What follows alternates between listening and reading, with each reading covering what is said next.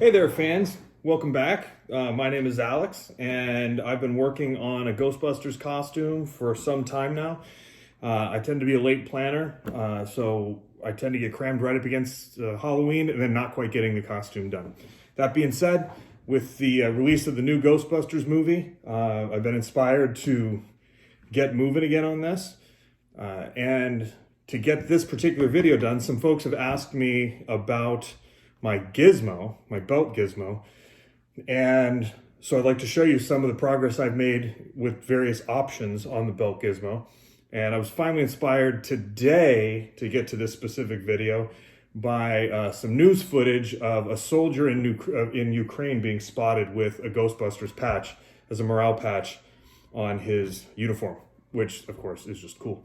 So the Gizmo is the item you see hanging on the belt of the Ghostbusters costume wardrobe, and is a device that was basically the circuit board of an old Sanyo calculator that was just basically, the guts were pulled out, and it had a digital display, but a very old early 70s digital display made up of what are called Nixie tubes. And so instead of having LED discrete numbers, they were discrete numbers, but they were in a vacuum tube with a display in it. So those things are pretty hard to get hold of. Getting a hold of that particular model of calculator is incredibly expensive, and because of us. I tried getting another model Sanyo one that I thought would I could have de-gutted it and all that, but honestly, I got it. The cool thing is, this is just a plain old calculator. It's like a 10-digit, nothing special, multiplication, division, just the 4 basic arithmetic functions. This calculator in 1970 cost the equivalent today of $1,000, and it's a plug-in console thing. So I didn't want to rip it apart. So I decided to try some other stuff. So in my haste to make a Nixie board for my first run at a costume, this is what I ended up making. And what it is a cardboard. It's 2 layers of cardstock that are just glued together and then Sharpied black on the edges. And on the front and back, I literally printed out an image of that card that I found online on some fan page, and onto a printable sticker sheet, and stuck it on there. The cards or the chips themselves are, again, just double thick cardstock with printed image stickers that I just stuck on there. That's true of all of the chips there. The smaller black ones, you see right here where one fell off, and yeah, so a couple of them have fallen off. You see the stickers falling off this bottom one here. This is a piece that I just put on a couple of pieces of copper wire and stuck them in there. It needs to be re-glued. This thing really is falling apart. For the Nixie tubes, I literally took some red and blue and black Bic pens, those very basic clear barreled Bic pens. I was in the military for some time, and I had to go spend some time with the Army. I'm Navy, but had to go spend some time with the Army, and they make you wear these goofy reflective PT belts anywhere you go. So I cut some pieces of that reflective PT belt and just shoved it in there to give it a little bit of a different look. The ends of this are literally just a piece of aluminum channel, like U-bar, that I got off of an old alarm security sign for the front yard. The back of it is just 2 little pieces of aluminum plate that I just stuck together with some silver tape, a little piece of wood that I cut at a little bit of an angle, zip tied it together, ran a piece of wire across here, and I put an LED in each of these. And there's this blue wire runs behind there, the red wire runs in front. I literally just cut a little piece of the insulation out at each of those junctions and just soldered it onto the wire. It's crude looking, and I thought, it'll do for tonight. This was basically Halloween evening that I did it, and here we go with the LEDs on. It actually came out looking like kind of awesome, to be quite honest. And a lot of LED lights, I don't know, just the different colors came out well. It's hard to capture on this camera, but anyway, they came out pretty all right. And I've noticed that a lot of people who are really into, like way more than me, into super duper crazy, live the lifestyle of being a Ghostbuster types, make their own kind of custom stuff. Some people are purists and want something that's absolutely screen accurate. Other people are like, I want to put my own spin on this.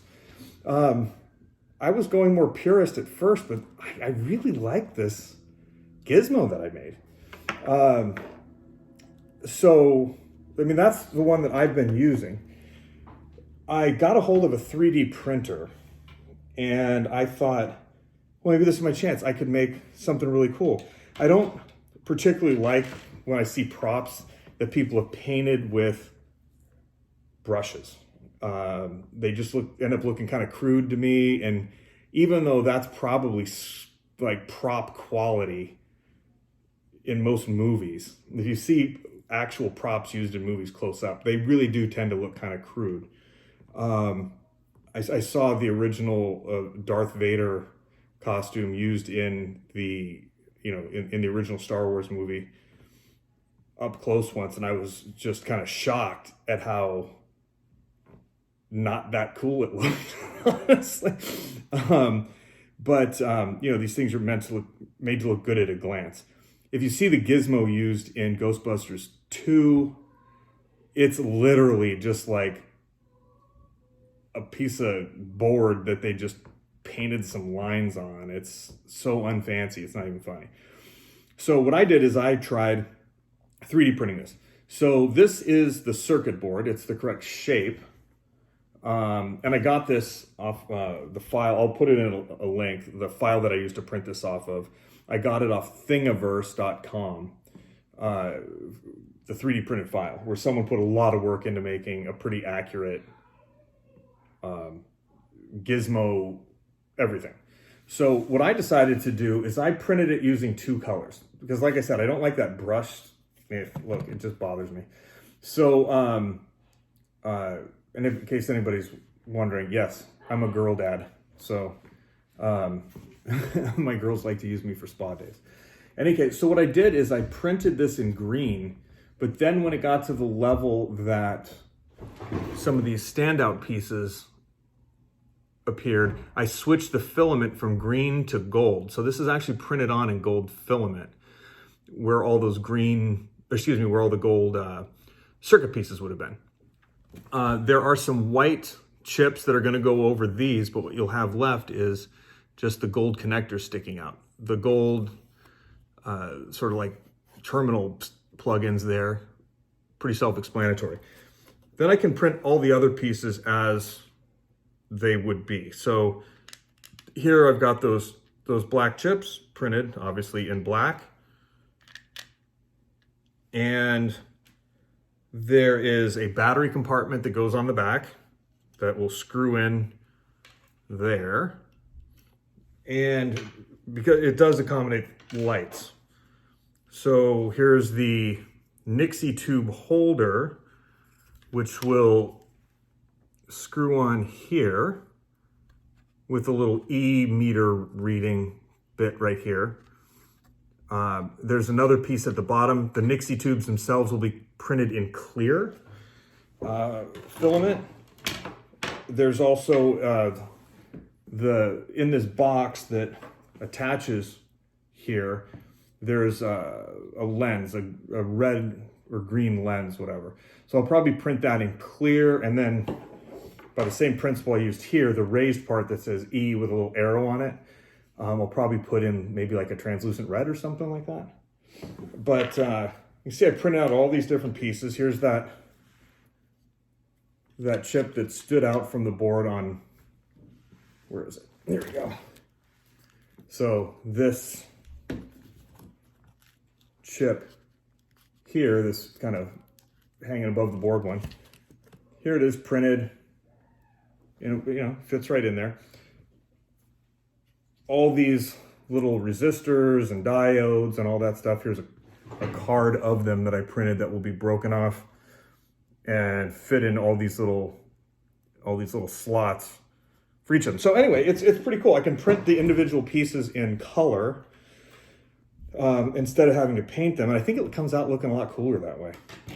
But honestly, it's going to have to be pretty freaking awesome to honestly beat my like hobbled together freaking Tatooine tech Gizmo. I kind of love this thing. And it just adds so much to the costume when you're walking around Halloween night, or I went to the premiere dressed like this to my 11-year-old's complete horror. But it just adds a lot to the costume, having this hanging on the belt and throwing off some, interesting colored lights. So that's what I've got for the Gizmo. I literally got a piece of leather from, I don't know, one of the hobby stores like Michael's or something, Hobby Lobby maybe. And I was in such a hurry. I just got a piece of flat leather and literally just stapled it and hot glued it together to fit around the belt. So, and there sits the Gizmo in all its neon glory, and it does fine. I'll improve that somewhat. I have, as an aside, an aviation radio that I use, flying airplanes. A Bendix King 99. It does not look screen accurate, and I'd get a different antenna, stubbier antenna to replicate what's on screen, I suppose.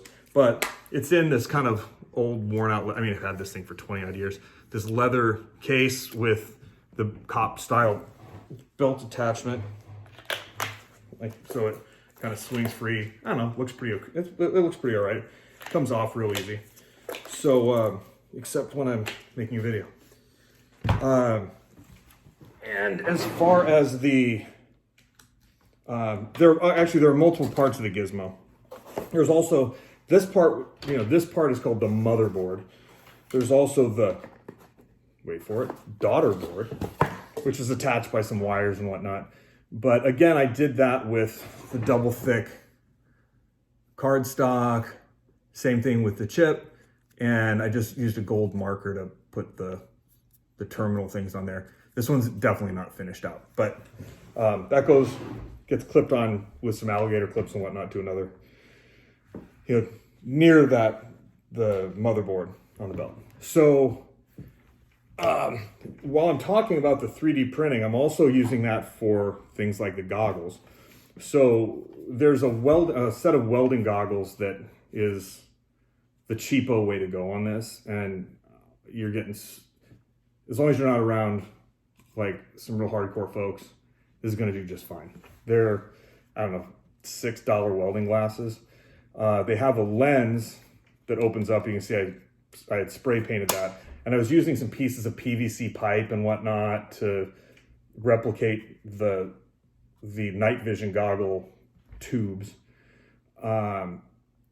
But to say I was dissatisfied with that would be an understatement. This one wasn't working for me. So you can take this whole assembly off, and what do you know? 3D printer to the rescue. Someone has made up this file, and I'll put a link. But basically it's the whole goggle and lens setup, and it's really cool. It fits right in there. This file was made specifically for these goggles. Bam. So obviously they need to be painted and finished up, but I painted them in this sort of silky silver color, and that's going to look awesome because even painted in that, any place, instead of weathering it by putting little bits of silver here and there, I'd rather have it painted in the material color and then chip bits of the paint off. I think it just looks obviously better and more realistic. So that should come out great. I'm going to figure out some kind of lenses to put in there, maybe some kind of something green glowy behind some glass lenses in here to, you know, look sort of night vision-y. Now, you know, I wore night vision in Afghanistan. I can tell you this. This isn't what it looks like. These are based on some really old first generation NVGs, and you wouldn't have seen green light from the outside.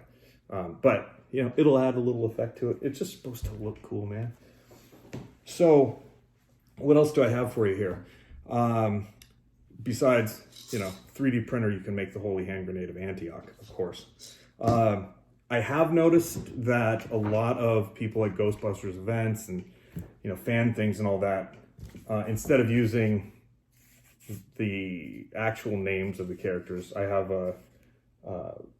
another one around here, somewhere with the Velcro on it. But I ordered it with my actual name on it, Harper. Just as easy to replace. And this I got off Etsy from a seller for like a few bucks. It was a deal. Again, the same place I got the actual Ghostbusters patch. Somebody busted me on one of my last videos. I had the Ghostbusters patch here. And that's where it goes. The no ghost is supposed to be here. And I just got some adhesive Velcro hook and loop to go on my flight suit that already had Velcro all over it. And you can buy these used flight suits, by the way. There's a, I can't remember the name of it, True Spec, I think it's called, that a lot of people use, that you can buy on, you know, wherever, Amazon or uniform stores or whatever. Why do that? Their costumes were not new looking. They should look kind of weathered and ganky. I literally am using an old flight suit. These can be had off eBay for $30, maybe less. More if you aren't paying attention. But get an old flight suit. Get an old nasty flight suit. It's gonna have Velcro and stuff all over it, and it's perfect. There are all kinds of sizing charts online. Make sure you're paying attention to tall and short and all that. But overall, the Gizmo progress, slow. I got 3 daughters and I'm a part-time single dad. So, you know, I get to this when I can. I'm having a lot of fun with it. And I hope with the new Ghostbusters movie, I hope that the franchise has a bright future. There's so many things coming out prop-wise. You know, I have this old Halloween spirit pack that I've customized and put a lot in it. I'll do a little video on that. But you know, as soon as I bought this, of course, out comes the Hasbro super badass Spengler wand, which is just the coolest thing ever.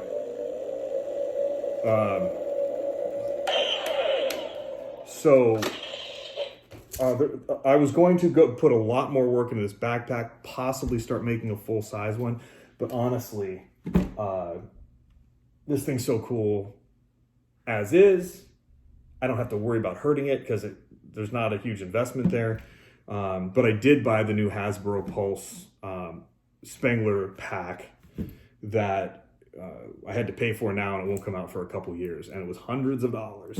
So I'm not going to mess with building a big custom thing. But, you know, I'll show you some more stuff, you know, where I got this and that shortly here. But wanted to let you guys know about the Gizmo stuff and let you know, I think that the way to go, honestly, is just kind of hobble something together for yourself. I really like this way. But if you want more information about the 3D printed stuff, let me know. I'll let you know about the files. show you how I use my 3D printer, which is right over here. It's a Creality 10S Pro V2, which is one of the most temperamental little machines I've ever dealt with. So anyway, I'll let you know when, the goggles are coming along and I get more pieces put together and this thing's a little more complete. It's an ongoing thing that pretty much probably never ends, but until next time. Thanks for watching. I hope you enjoyed the video. Like and subscribe. I think there'll be like 9 or 10 of you at this point. But hey, the more the merrier. Take care. We'll see you soon.